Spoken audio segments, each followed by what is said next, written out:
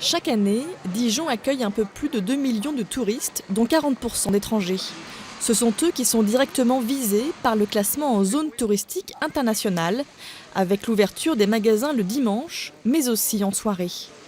Pourtant, parmi ces touristes étrangers, les avis sont partagés. Je suis arrivé ici cette semaine et hier c'était dimanche et je ne savais vraiment pas quoi faire. Alors j'ai quitté la ville pour visiter d'autres lieux. Donc je pense que c'est une bonne mesure d'ouvrir les boutiques 7 jours sur 7. Je ne pense pas que ce soit une bonne idée.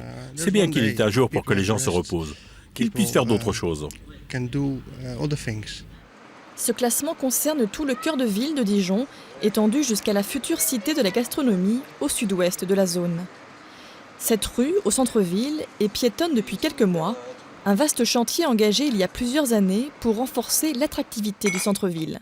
Au total, 1200 magasins pourront étendre leurs horaires d'ouverture s'ils le souhaitent. Ces commerces de produits régionaux et touristiques ouvrent déjà tous les jours. Ils se réjouissent d'une telle mesure. Pour nous, ça ne va pas changer directement grand-chose, à part peut-être ouvrir en soirée, ce genre de choses, pour développer l'activité caviste qu'on a en bas. Mais sinon, ça va être mieux pour les Dijonnais et les touristes aussi. Ils vont quand même avoir plus de facilité pour trouver des commerces ouverts le dimanche et le lundi. Et ça fera vivre un peu plus la ville. Je fais souvent un meilleur dimanche que certains jours de semaine.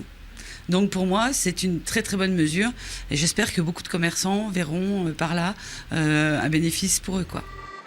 Les grandes chaînes de magasins de textiles ou de chaussures, moins concernées par la clientèle étrangère, voient, elles, la mesure d'un tout autre œil. Pour beaucoup, ouvrir un jour férié n'est pas rentable. Le faire un dimanche le sera, selon elles, encore moins.